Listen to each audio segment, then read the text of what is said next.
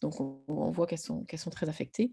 On a pu néanmoins, heu, extraire de l'ADN de ces plantes et donc comparer le mobilhome dans des plantes sauvages et dans ces triples mutants, déverrouillés. Alors ça, c'est le travail de thèse de Pampanzan qui est encore en cours.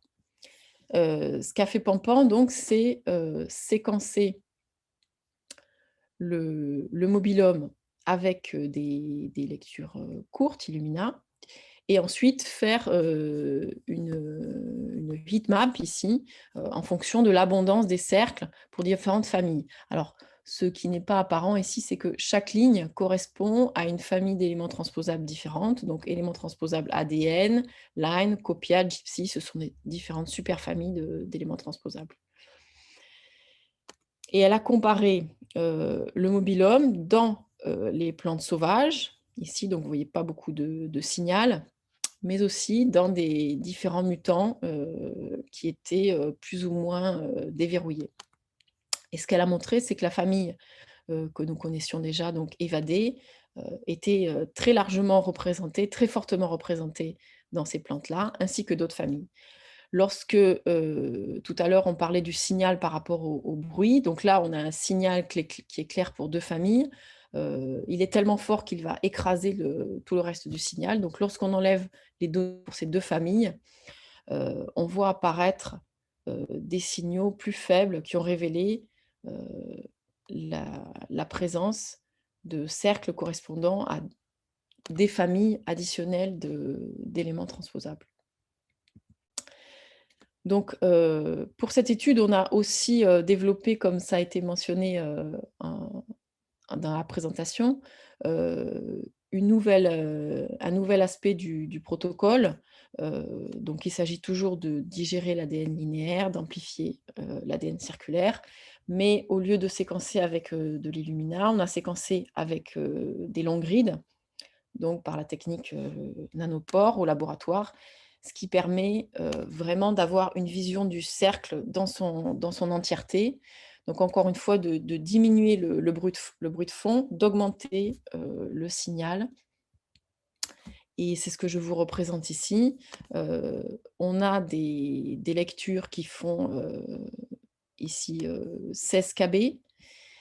16 kb, si vous avez un cercle qui fait environ 5 kb, vous pouvez avoir, plusieurs fois la même copie du cercle sur une seule lecture, donc c'est ce que je vous représente ici. Ici, on a un rétrotransposon. Vous voyez dans ce doteur qu'on a une copie, 2 copies, 3 copies de ce rétrotransposon, puisque je vous rappelle qu'avant le séquençage, on fait une étape de rolling circle, c'est-à-dire on va polymériser plusieurs fois le cercle, ce qui fait que dans notre lecture de séquençage, on se retrouve avec plusieurs unités de ce cercle. Alors ça a différents avantages, ça permet de corriger les erreurs de séquençage et ça permet de voir exactement où se situe la jonction du cercle. Alors ce que Pampan a regardé sur ces cercles, c'est justement comment ils étaient formés,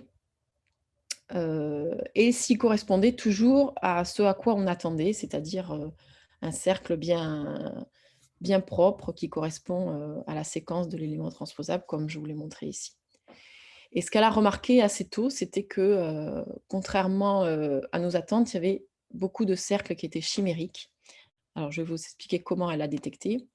Donc ici, vous êtes familier avec ce genre de représentation, donc c'est une vue d'IGV.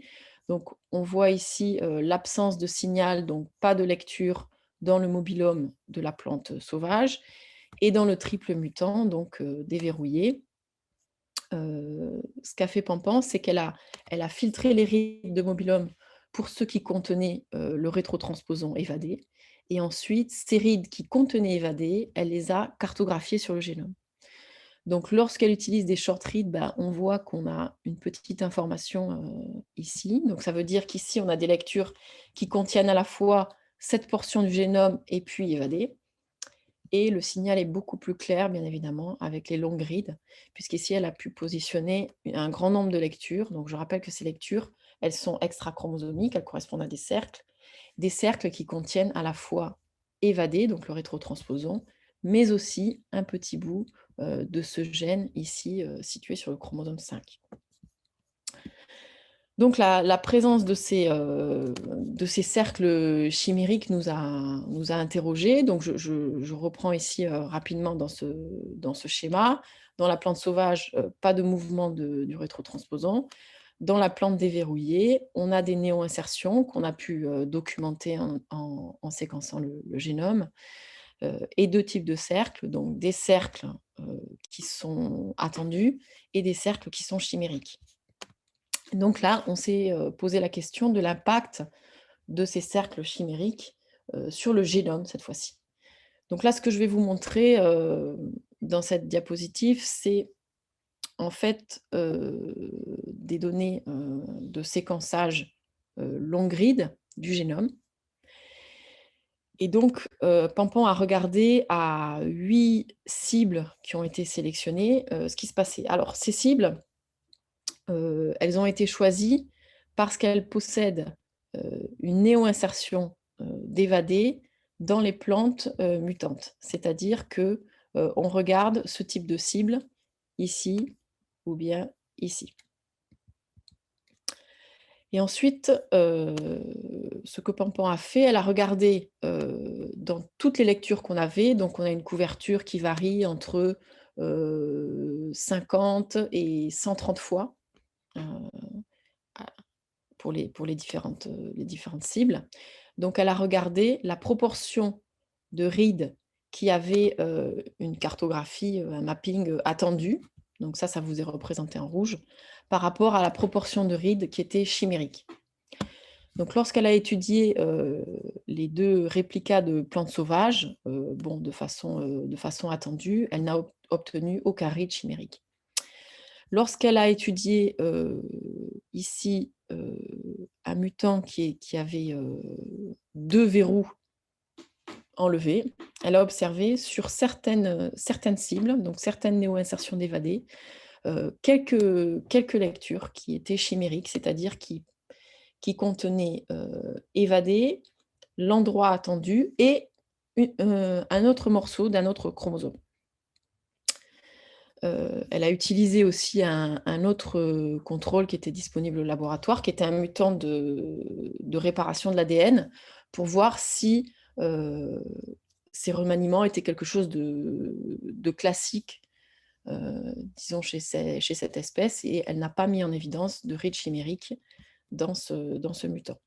Et lorsqu'elle a analysé, le triple mutant, donc complètement, déverrouillé, là, dans les 2 réplicas, qui sont chacun des poules de plantes, elle a observé, une proportion importante de lectures, qui contiennent donc, la séquence cible, le rétrotransposant évadé, mais également une autre séquence, située ailleurs dans le génome.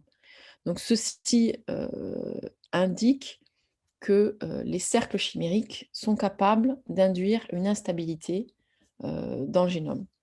Donc ça nous conduit à proposer, un modèle, qui est pour l'instant un modèle d'étude, donc que nous continuons à valider par, différentes expériences. Donc qui est le suivant, lorsqu'on a une déstabilisation, initialement, au niveau épigénétique, donc on peut éventuellement réactiver les éléments transposables, ce qui conduit à des nouvelles insertions. Lorsqu'on se situe dans un contexte, non complètement, déverrouillé, on va avoir production de 2 types de cercles. Des cercles, attendus ainsi que des cercles chimériques pour certaines cibles. Et vous voyez que dans la descendance de ces plantes, si, on n'est pas complètement, déverrouillé, on va avoir une certaine, stabilité, et lorsqu'on déverrouille un peu plus, le contrôle de ces éléments, transposables, on observe une instabilité, c'est-à-dire la présence de régions, chimériques ici, qui cette fois sont intégrées dans le génome. Donc toutes ces études, qui sont pas encore publiées sont préliminaires, mais, nous mettent sur la piste donc, d'instabilité de type, de celles qui sont observées, dans les cellules cancéreuses, mais au sein, cette fois-ci, d'un tissu végétal et donc d'une plante qu'on peut analyser. J'entends que c'est bientôt la fin de la présentation, je suppose. C'est ça. Oui, c'est ça. Donc, c'est ma diapo de conclusion.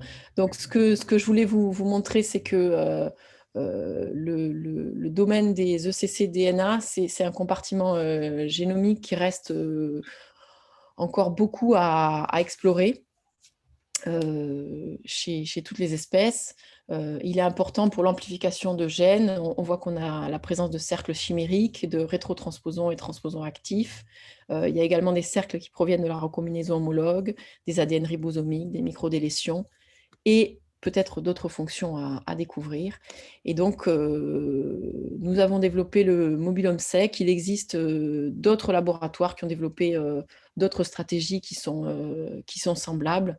Et donc, je vous recommande les lectures de ces autres stratégies si vous êtes intéressé. Donc, CIDR-sec, CircleSec, l'attaque-sec peut aussi être utilisé pour étudier les cercles.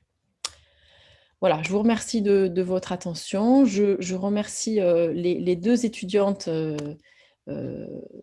qui ont fait ces travaux, donc Pampan Zhang et Sophie Anciano. Christelle Dioro qui fait toute la partie séquençage nanopore au laboratoire, Marie-Christine Carpentier qui contribue à la partie bioinformatique et qui développe tous les scripts et les analyses, et tous les collaborateurs donc, à Perpignan, à l'IRD à Montpellier et à l'étranger. Voilà, je vous remercie et je serai contente de répondre à des questions. Merci beaucoup, Madame Miros, pour cette présentation. Donc, je m'en vais directement passer à la première partie des questions. Et la première question qui suscite de l'intérêt était de savoir est-ce que ces techniques sont également développées pour les animaux, par exemple, Oui. et en particulier chez l'homme. Alors, il y a une partie de la question que je n'ai pas comprise. Est-ce que ces techniques ont été développées chez l'homme? Oui. C'est ça la question? Oui, c'est ça.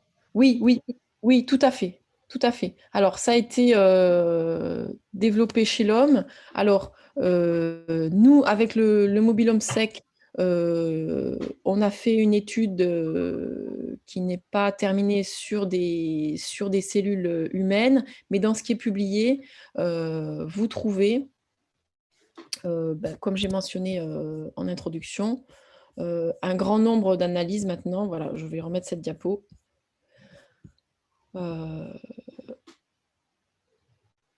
Un grand nombre d'analyses qui sont basées sur le séquençage de ces ADN extrachromosomiques. Alors, la difficulté d'accès à ce compartiment, en fait, c'est qu'il est relativement peu abondant suivant le tissu que vous utilisez. Et donc, il demande d'être enrichi. Alors, les différents protocoles sont basés en fait sur les mêmes étapes. Donc, la première étape, c'est la digestion de l'ADN linéaire et ensuite l'amplification de l'ADN circulaire. Alors maintenant, avec les techniques plus sensibles pour faire des banques de séquençage, on peut séquencer sans l'étape de rolling circle, donc pour avoir accès directement au cercle sans cette étape. C'est ce qu'on est en train de tester nous aussi au laboratoire. Alors, je dois peut-être préciser que la taille des cercles est extrêmement variable, surtout chez les cellules mammifères. Donc, ça peut aller jusqu'à plusieurs mégabases. Les résultats que je vous ai présentés chez les plantes concernent des cercles qui vont être au maximum de quelques dizaines de kilobases. Donc, vous voyez qu'on n'est pas dans les mêmes échelles. Et donc, les techniques au niveau biologie moléculaire peuvent varier pour enrichir votre extrait en ces cercles. Donc certaines techniques sont basées sur de l'enrichissement au niveau de la taille. Donc on fait migrer l'extrait pour enrichir dans une taille attendue, et d'autres techniques sont sans a priori de taille. Donc c'est le cas de la nôtre.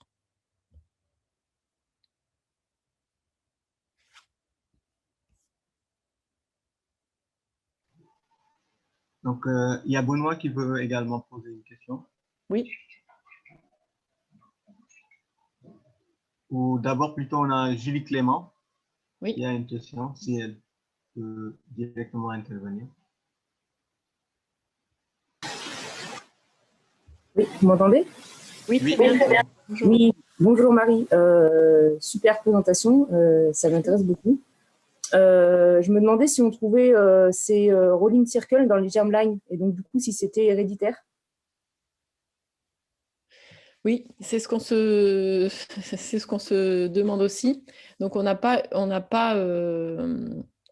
identifié précisément dans les germline. Ce qu'il y a, c'est que ces cercles peuvent être hérités. Justement, là, c'est le cas dans l'étude que je montre dans PNAS. En fait, ils ont montré que ces cercles peuvent passer d'une génération à l'autre. Donc, il y a deux hypothèses. Soit ils sont resynthétisés à chaque génération, soit ils sont hérités lors de la mitose et peuvent même passer par la lignée germinale. D'accord. On ne sait pas s'ils interfèrent, par exemple, avec le processus de recombinaison méiotique? Non.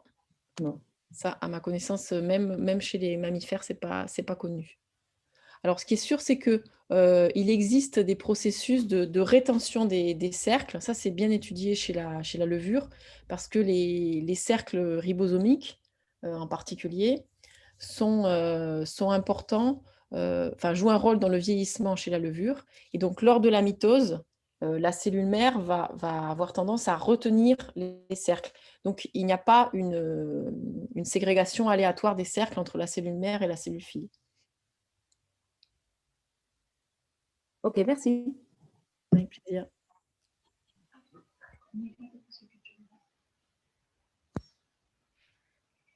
Donc, on va enchaîner avec d'abord la question de Benoît. Oui. Je la pose directement. Donc, il demande à savoir, est-ce que une approche de mobilome sec, et y a-t-il une approche de mobilome sec en single cell? Pas pour l'instant. On l'a pas testé pour l'instant, mais oui, ce serait très intéressant. Donc, pour l'instant, on s'est focalisé en fait sur les long grids, et on a voulu éviter les étapes justement pour disséquer tout ce qui est lecture chimérique. On a voulu au maximum éviter les étapes d'amplification pour éviter les biais. Mais effectivement, en utilisant l'amplification, on pourrait arriver à faire du single cell, tout à fait. Merci. Donc, il y a Nelia Dubiano aussi qui vous pose une question. Oui, bonjour. Bonjour. J'ai une question. Par exemple, si je commence à vouloir expliquer la plasticité phénotypique chez une plante, par exemple, on a déjà commencé à explorer les données génomiques. Là, on commence à explorer les données de la méthylation de l'ADN.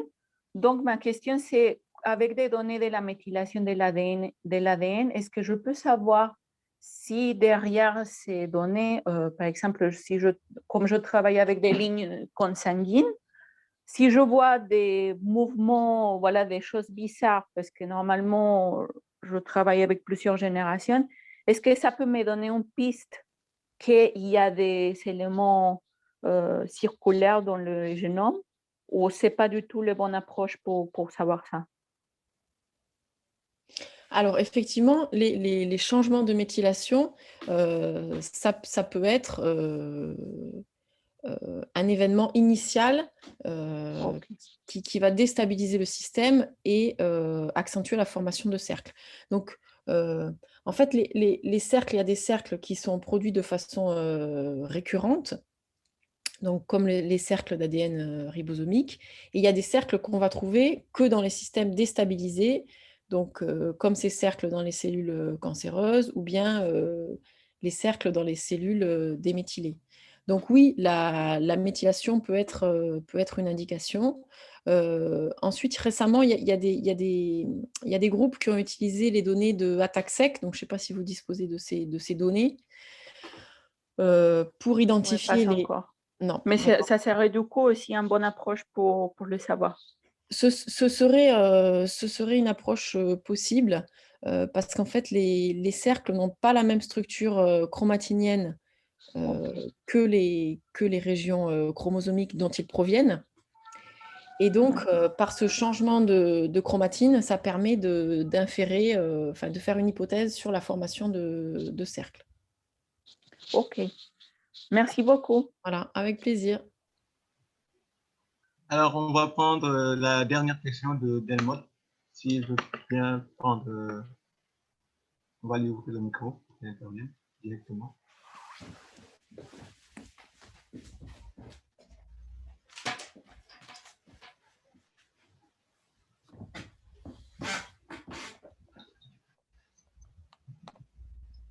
Je